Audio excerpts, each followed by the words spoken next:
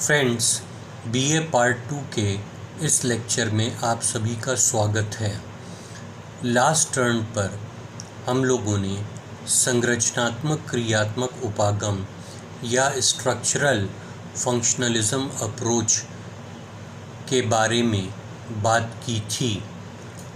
उस संदर्भ में हम लोगों ने ये देखा था कि आलमंड ने राजनीतिक विकास या पॉलिटिकल डेवलपमेंट के कंसेप्ट का विकास किया है। राजनीतिक विकास के कंसेप्ट के बारे में बात करते हुए आलमंड ने पॉलिटिकल सिस्टम या राजनीतिक व्यवस्था को भी बहुत विस्तार से डील किया है।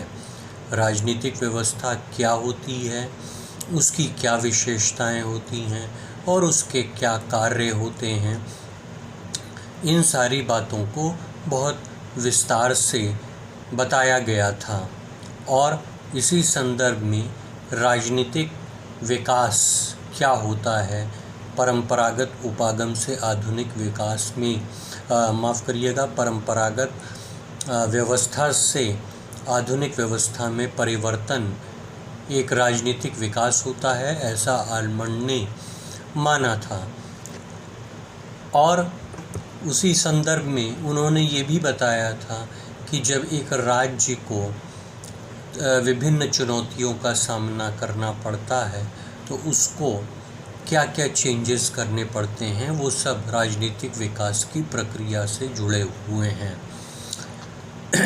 संरचनात्मक क्रियात्मक उपागम की आज हम कुछ आलोचनाएं लेंगे और उसके बाद हम इस टॉपिक को यहीं पर समाप्त करके फिर एक नया टॉपिक शुरू करेंगे अगर समय बचता है तो।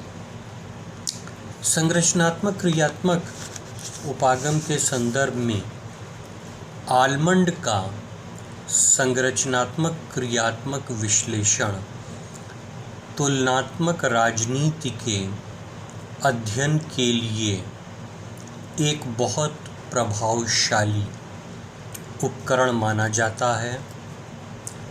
वह उन समस्याओं के विश्लेषण के लिए उपयोगी निर्देश तंत्र है जिनका कई संस्कृतियों से संबंध होता है, किंतु यह प्रस्तावना इस मान्यता पर आधारित है कि आधुनिक राजनीतिक व्यवस्था नाम की कोई चीज़ है जिसके कुछ गुण हैं और जिसका नमूना पश्चिमी लोकतंत्र है। दूसरा जो आलोचना है वो कुछ इस प्रकार है। आलमंड और पावल इस निष्कर्ष पर पहुंचते हैं कि विकास का एक सार्वभौमिक प्रतिरूप है जिसका प्रतिनिधित्व पश्चिमी लोकतंत्रों के अनुभव द्वारा होता है। किंतु ये प्रश्न पूछा जा सकता है कि क्या हर समाज के लिए अथवा नए समाजों के हर समूह के लिए विकास के निराले प्रतिरूप नहीं हो सकते हैं। ये प्रश्न बहुत स्वाभाविक सा प्रश्न है कि हर का जो है अपना राजनीतिक विकास का या पॉलिटिकल डेवलपमेंट का एक यूनिक कंसेप्ट हो। क्यों एक सार्वभौमिक, जैसा कि आलमंड और पावल ने जो है डेवलप किया है कि यही राजनीतिक व्यवस्था की परिभाषा होगी और इसी चीज़ को राजनीतिक व्यवस्था माना जाएगा। परंपरागत से आधुनिक में जब कन्वर्ट होएगा तो तभी राजनीतिक व्यवस्था माना जाएगा। तो यही क्यों राजनीतिक विकास का पैमाना माना जाए। हर समाज में राजनीतिक विकास का अपना एक निराला मार्ग या निराला मॉडल क्यों नहीं हो सकता है। ये बहुत बड़ा क्रिटिसिज्म है। तीसरे पॉइंट पर हम लोग आते हैं कि संरचनात्मक क्रियात्मक उपागम का सारा जोर इस बात पर है कि कोई राजनीतिक व्यवस्था जीवित कैसे रहे। वस्तुतः व्यवस्था के पोषण अनुरक्षण पर जोर इतना अधिक है कि संरचनात्मक क्रियात्मक उपागम रूढ़िवादी यहाँ तक कि यथास्थितिवादी बन गया है। छोटे मोटे परिवर्तनों को छोड़कर वो हर जगह के परिवर्तनों का विरोधी है। वस्तुतः वो केवल उसी व्यवस्था के अध्ययन में सहायक हो सकता है जो मूलतः सहमति की राजनीति पर आधारित हो। इसलिए यह उपागम विकसित देशों के लिए तो उपयोगी हो सकता है, परंतु विकासशील देशों के लिए नहीं, जो राष्ट्र निर्माण के कार्य से जूझ रहे हैं। आलोचनाओं के क्रम में अगला पॉइंट जो हम लेंगे वो कुछ इस प्रकार है। संरचनात्मक क्रियात्मक उपागम को राजनीतिक विकास का सिद्धांत बताया गया है, किंतु वास्तव में उसके संबंध में ये कहना अधिक उपयुक्त होगा कि वह पश्चिमी उदारवादी लोकतांत्रिक अर्थ में लोकतांत्रीकरण का व्याख्यात्मक सिद्धांत है। इसके अलावा नेक्स्ट पॉइंट है, आलमंड ने जो निर्देश तंत्र बनाया है उसमें सभी परंपरात्मक समाजों को समाहित करना कठिन है।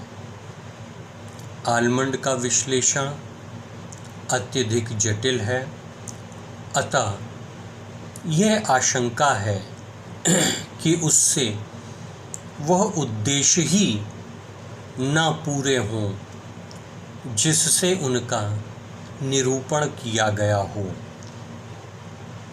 आलमंड का उपागम विश्लेषण की इकाई के रूप में राजनीतिक व्यवस्था पर अनन्य रूप से ध्यान केंद्रित करता है, किंतु यह राजनीतिक वास्तविकताओं को देखने और समझने का एक सीमित परिप्रेक्ष्य है।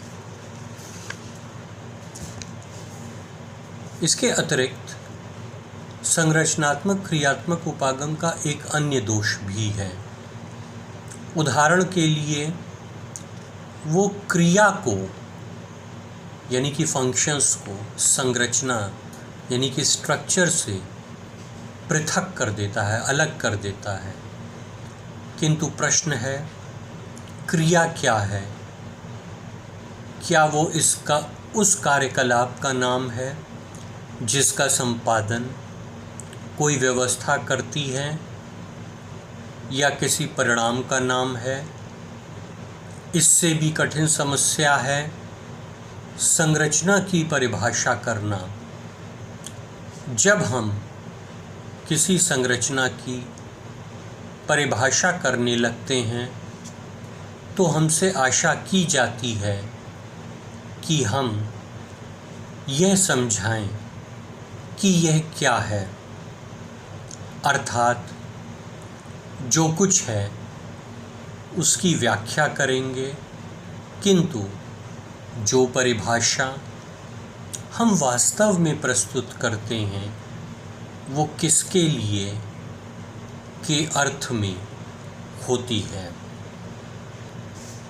अगला पॉइंट जो है मार्क्स की विचारधारा से संबंध है। जैसे कि अगर आप लीजिए, वर्ग संघर्ष की अनिवार्यता में विश्वास मार्क्सवादी दर्शन का आधारभूत तत्व है, किंतु संरचनात्मक क्रियात्मक सिद्धांत इसको मान्यता नहीं देता है। इस उपागम का असली लक्षण सहमति है, न कि संघर्ष। इसलिए इस उपागम को मार्क्सवादी सामाजिक विज्ञान का विरोधी माना गया है। और आलोचनाओं के क्रम में अंतिम पॉइंट हम लेंगे, वो कुछ इस प्रकार से है कि संरचनात्मक क्रियात्मक उपागम ने अपनी स्पष्ट दुर्बलताओं और कमियों के बावजूद राजनीतिक विज्ञान में नवीन प्रत्यात्मक उपकरणों यानी कि न्यू कंसेप्चुअल टूल्स का प्रयोग आरंभ किया है और शासन को समृद्ध बनाया है। उससे राजनीतिक व्यवस्थाओं वास्तविकताओं के संदर्भ में नवीन दृष्टि देखने को मिलती है और तुलनात्मक राजनीति और अधिक व्यापक बनती है। तो इस तरह से देखिए कि अपनी तमाम दुर्बलताओं के बावजूद और तमाम कमियों के बावजूद, तमाम आलोचना के बावजूद जो संरचनात्मक क्रियात्मक उपागम है उसको बहुत ही विस्तार से डील किया गया है और उसमें नए कंसेप्चुअल टूल्स को डेवलप किया गया है, नई नई टर्मिनोलॉजी को डेवलप किया गया है। इससे जो तुलनात्मक राजनीति का विषय है वो और अधिक समृद्ध बनता है और हमको विषय को और उससे जुड़ी हुई जितनी बारीकियां हैं विषय की उसको समझने में सहायता मिलती है। तो आज हम लोगों ने तुलनात्मक राजनीति के अध्ययन के उपागम में संरचनात्मक क्रियात्मक उपागम को ख़त्म किया और उसकी जो है आलोचनाएं हम लोग ने ली। लास्ट टर्न पर इसी संरचनात्मक क्रियात्मक उपागम को हम लोगों ने बहुत विस्तार से लिया था और आज बचा हुआ पोर्शन, जैसा कि मैंने आपको बताया कि उसके क्रिटिसिज्म्स लेकर इस टॉपिक को ख़त्म किया मैंने। उससे पहले आपको सिर्फ याद दिला दूं कि हम लोगों ने सिस्टम्स एनालिसिस जो पहला मॉडल था या व्यवस्था विश्लेषण उपागम वो लिया था। तो इस पूरे थॉट में जो मॉडर्न कंपैरेटिव पॉलिटिक्स है उसमें एक बात पर आपको गौर करना होगा कि जो पॉलिटिकल सिस्टम का कंसेप्ट है या राजनीतिक व्यवस्था का कंसेप्ट है वो सर्वोपरि है। राजनीतिक व्यवस्था का या पॉलिटिकल सिस्टम का कंसेप्ट जो है वो सर्वोपरि है, उसको हम लोगों ने एकदम ऊपर रखा है और इस राजनीतिक व्यवस्था के कंसेप्ट को जो है वो बहुत विस्तार से डील किया गया है सिस्टम्स एनालिसिस में भी और स्ट्रक्चरल फंक्शनलिज्म में भी। इसीलिए ये उचित ही है कि मॉडर्न कंपैरेटिव पॉलिटिक्स में स्टेट वर्ड की जगह पॉलिटिकल सिस्टम वर्ड का प्रयोग किया जाता है, क्योंकि पॉलिटिकल सिस्टम ज़्यादा व्यापक है और पॉलिटिकल सिस्टम अपने में बहुत सी विशेषताओं को समाहित कर लेता है। तो स्ट्रक्चरल फंक्शनलिज्म आज यहीं पर हम लोग समाप्त करते हैं। अगला नया टॉपिक जो हम शुरू करेंगे वो है संविधान और संविधानवाद। ये भी बहुत इम्पोर्टेंट टॉपिक है, संविधान और संविधानवाद। इसको हम लोग एक क्रम से लेंगे। पहले हम लोग देखेंगे कि संविधान क्या होता है, संवैधानिक सरकार क्या होती है, संविधानवाद यानी कि कॉन्स्टिट्यूशनलिज्म किसको कहते हैं, संविधान और संविधानवाद में अंतर क्या होता है उसको हम लोग लेंगे, और उसके बाद संविधानवाद की 3 प्रमुख अवधारणाएं, उनके बारे में हम लोग बात करेंगे। तो पहले हम लोग देखते हैं कि संविधान शब्द से जो है हम लोग बहुत ज़्यादा परिचित हैं, परंतु संविधान शब्द जो है उस संविधान शब्द का मानी क्या है, उसकी परिभाषा क्या है, डेफिनेशन क्या है, इस चीज़ के बारे में हम लोग पहले समझने की कोशिश करते हैं। यूँ तो भारत का संविधान है, अमेरिका का संविधान है, इस तरह से तो हम लोग बात करते हैं, पर एक्चुअली संविधान को डिस्क्राइब आप कैसे करेंगे, संविधान को आप डिफ़ाइन कैसे करेंगे, और संवैधानिक सरकार से आपका क्या मतलब है, कॉन्स्टिट्यूशनल गवर्नमेंट से क्या मतलब है। पहले ये बेसिक बातें समझ लें, फिर कॉन्स्टिट्यूशनलिज्म या संविधानवाद पर आते हैं हम। तो संविधान के बारे में हम लोग इस प्रकार से शुरू करते हैं कि संविधान नियमों और सिद्धांतों का समूह है, नियमों और सिद्धांतों का समूह है। इसके द्वारा राज्य का आधारभूत ढांचा संस्थागत रूप से खड़ा किया जाता है। व्यक्तियों, समूहों और संस्थाओं की भूमिका एवं पारस्परिक संबंध निर्धारित होते हैं।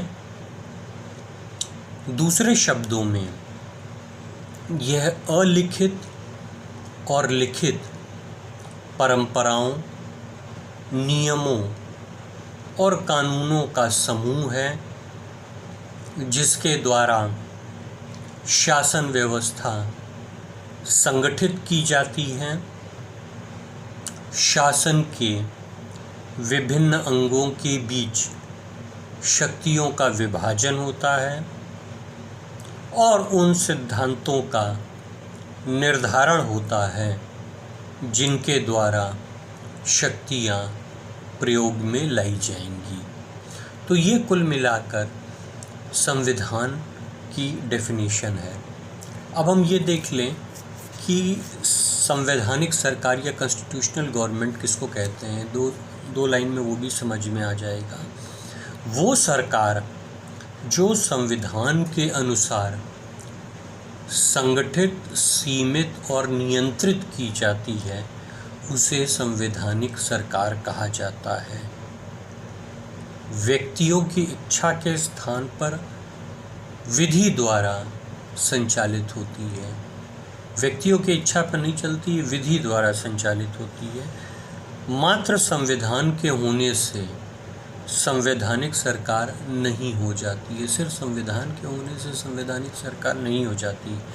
इसके लिए संविधानवाद की व्यवस्था आवश्यक है। तो जो अंतिम पॉइंट जो है कि मात्र संविधान के होने से संवैधानिक सरकार नहीं हो जाती है। संविधान जरूरी है, संविधान जरूरी है, पर मात्र संविधान के होने से ही संविधानवाद की व्यवस्था नहीं हो जाती है।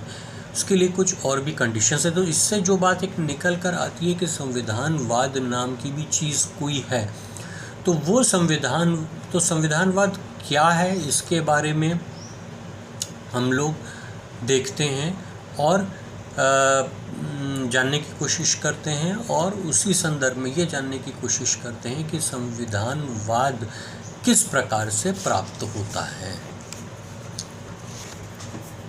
संविधानवाद एक विचारधारा है जिसका मूल अर्थ यही है कि शासन संविधान में लिखित नियमों व विधियों के अनुसार ही संचालित हो व उस पर प्रभावशाली नियंत्रण स्थापित रहें, जिससे वे मूल्य व राजनीतिक आदर्श सुरक्षित रहें जिनके लिए समाज राज्य के बंधन को स्वीकार करता है। परंतु इसका अर्थ ये नहीं कि संविधान के नियमों के अनुसार शासन संचालन मात्र ही संविधानवाद है। इस लाइन को गौर करिएगा। इसका अर्थ ये नहीं कि संविधान के बस कि यही कंडीशन पूरी हो गई कि संविधान के नियमों के अनुसार शासन संचालन ही संविधानवाद है, क्योंकि ऐसा तो किसी निरंकुश शासन में भी हो सकता है, क्योंकि एक तानाशाह अपनी इच्छा के अनुसार संविधान बनाकर जनता की इच्छा और आकांक्षाओं की अवहेलना करता हुआ उन पर यह संविधान बलपूर्वक लागू कर सकता है। एक तानाशाह जो है वो भी एक संविधान बना सकता है और कह सकता है कि जो है अपने मनमाने ढंग से एक संविधान बना दिया और मनमाने और उस संविधान को जो है लागू कर दिया, अपने मतलब की बातें उसमें रख ली और कहा कि देखिए हम तो साहब संविधान के हिसाब से शासन संचालन कर रहे हैं। तो क्या ऐसा संविधान और ऐसे संविधान के द्वारा शासन संचालन जो है हमें से हम संविधानवाद को प्राप्त कर पाएंगे? नहीं। ऐसे संविधान में, इस तरह का संविधान जो कि मनमाने ढंग से बनाया जाता है और बलपूर्वक जनता पर लागू किया जाता है, ऐसे संविधान में जनता के आदर्शों व मूल्यों का समावेश नहीं होता है और इस कारण ये व्यवस्था संविधानवाद का विलोम होती है।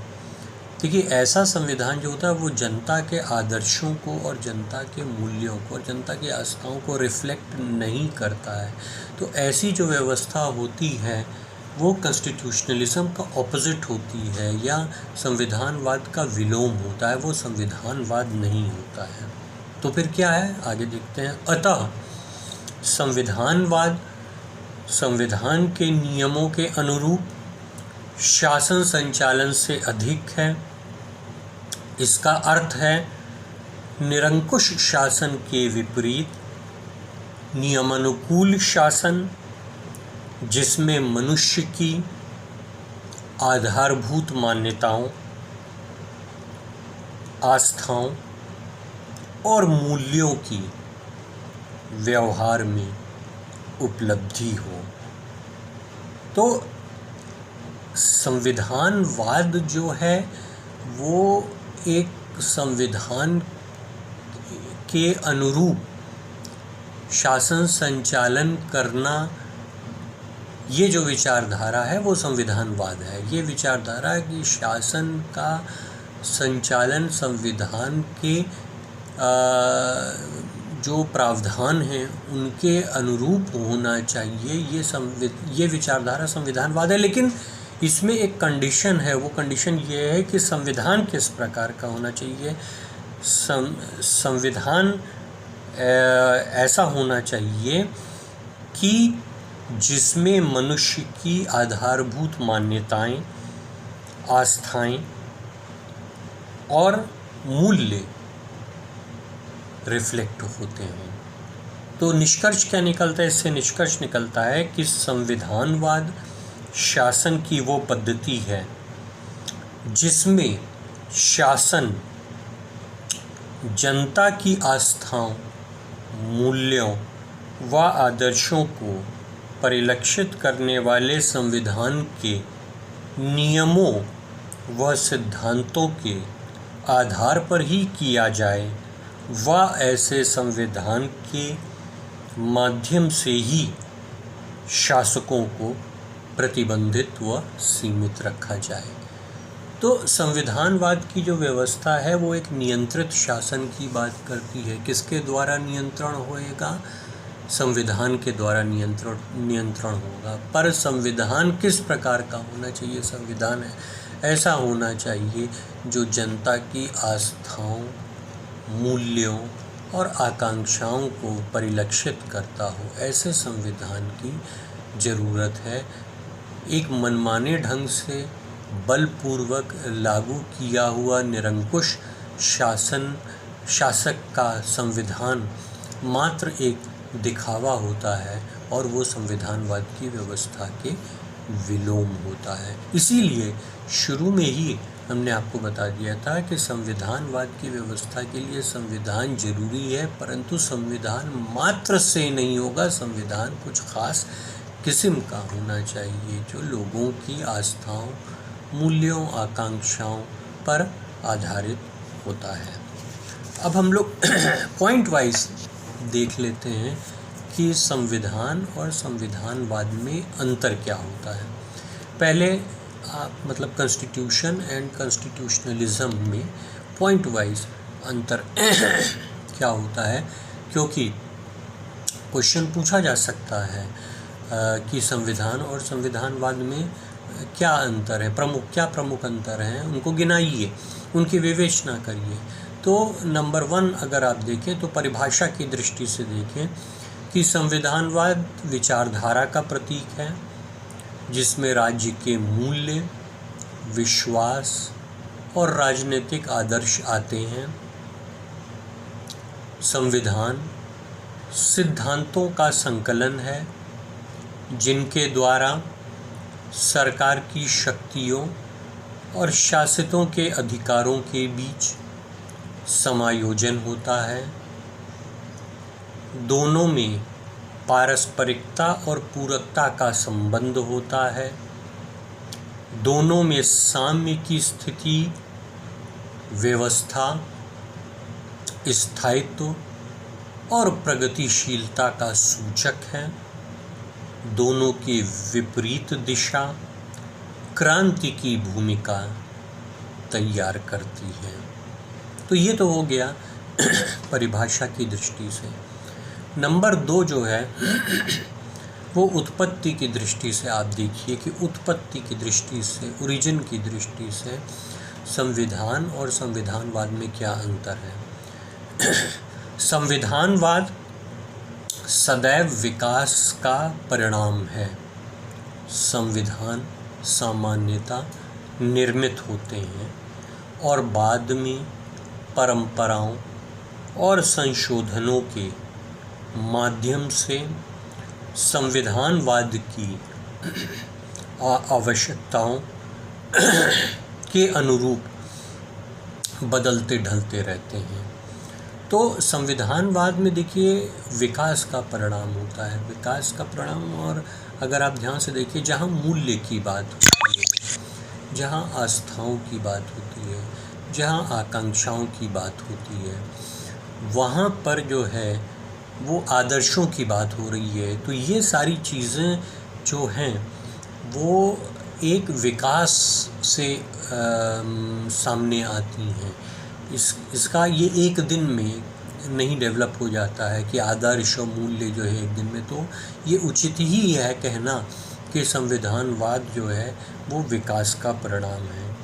और बाद में और संविधान को आप देख लीजिए, संविधान ज़्यादातर निर्मित होते हैं। मतलब कुछ संविधान ऐसे हैं जो कि अलिखित संविधान भी होते हैं, तो किसी एक ख़ास समय उनको निर्मित नहीं किया जा सकता है, जैसे ग्रेट ब्रिटेन वगैरह होते हैं। लेकिन ज़्यादातर संविधान, जैसे आप भारत के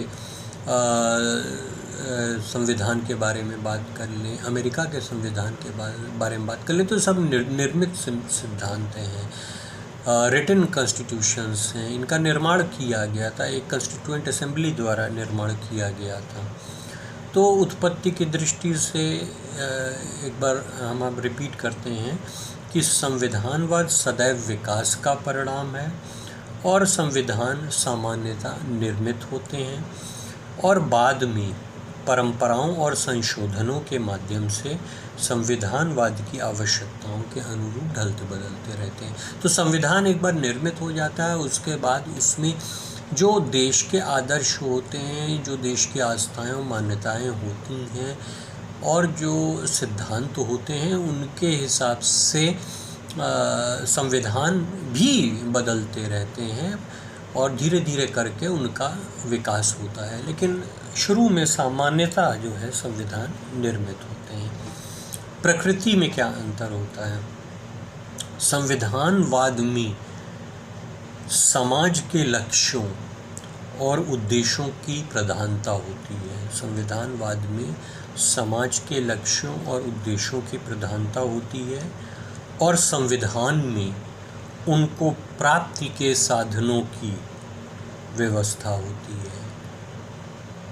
ये एक बहुत महत्वपूर्ण अंतर है कि संविधानवाद में हम लक्ष्य और उद्देश्य की बात करते हैं। जहाँ पर आस्थाएँ आएंगे वहाँ लक्ष्य है कि हमारा लक्ष्य जो है एक कल्याणकारी राज्य को स्थापित करना है। हमारा लक्ष्य जो है एक गांधीयन सोसाइटी को, गांधीवादी समाज को सेटअप करना है।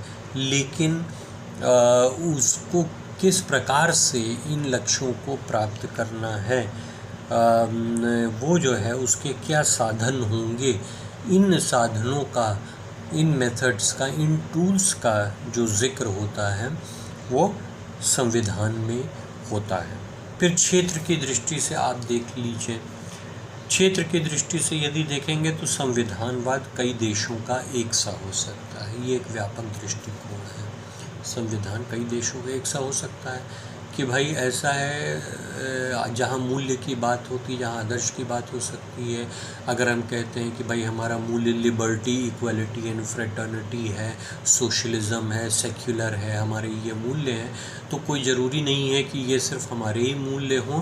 आजकल जितने भी डेमोक्रेटिक स्टेट्स हैं वो इन सभी मूल्यों को लेकर चलते हैं। तो संविधानवाद जो है एक व्यापक दृष्टिकोण है। कई देशों का जो है एक सा हो सकता है संविधानवाद, लेकिन संविधान हर देश का अलग अलग होता है। ये एक सीमित दृष्टिकोण है, क्योंकि संविधान को हम सामान्यतः जो है एक लिखित संविधान और एक निर्मित संविधान के रूप में देखते हैं।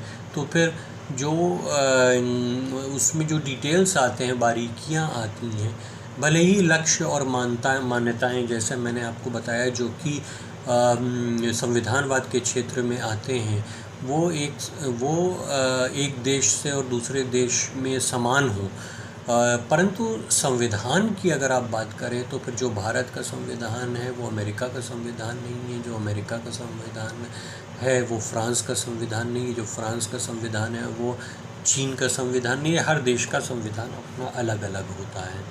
तो संविधान जो है एक सीमित दृष्टिकोण हो जाता है और संविधानवाद जो है वो एक व्यापक दृष्टिकोण हो जाता है।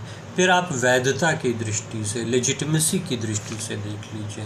वैधता की दृष्टि से देखेंगे तो संविधानवाद में या कॉन्स्टिट्यूशनलिज्म में आदर्शों के औचित्य का आधार, जो हम आदर्शों की बात कर रहे हैं, उसका जो औचित्य है, उसका जो आधार है वो क्या है? एक विचारधारा है, एक आइडियोलॉजी है, सोच है। जबकि संविधान की वैधता का संबंध विधि से है। संविधान की वैधता, संविधान की जो वैधता है वो विधि से है। संविधान एक highest body of legal document माना जाता है। संविधान जो है एक वैधानिक दस्तावेज़ है, एक highest body of legal document है। तो उसका आधार जो है, उसके पीछे जो लीगल फोर्स है, उसके पीछे जो विधि है वो है संविधान की। और संविधान में के संदर्भ में हमको ये चीज़ को दिमाग में बैठाना होगा कि इसकी वैधता का आधार विधि से है, जबकि संविधानवाद की वैधता का औचित्य जो है विचारधारा से है। हम लिबर्टी की स्वतंत्रता की बात करते हैं, समानता की बात करते हैं, धर्मनिरपेक्षता की बात करते हैं, समाजवाद की बात करते हैं। तो ये सारी चीज़ें जो हैं संविधानवाद के डोमेन में आती हैं।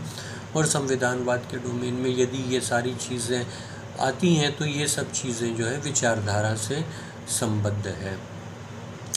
तो आज हमने जो है संरचनात्मक क्रियात्मक उपागम को ख़त्म करने के बाद, और उसको हमने ख़त्म किया है, उसकी आलोचनाएं, आज हमने आलोचनाओं को डिस्कस किया है। उसकी जो मेन बॉडी थी संरचनात्मक क्रियात्मक उपागम की, वो हमने लास्ट टर्न पर ही डिस्कस कर ली थी कि उसमें क्या होता है और उसकी क्या सब्सटेंस है संरचनात्मक क्रियात्मक उपागम का, वो पिछले टर्न पर ही ले लिया था।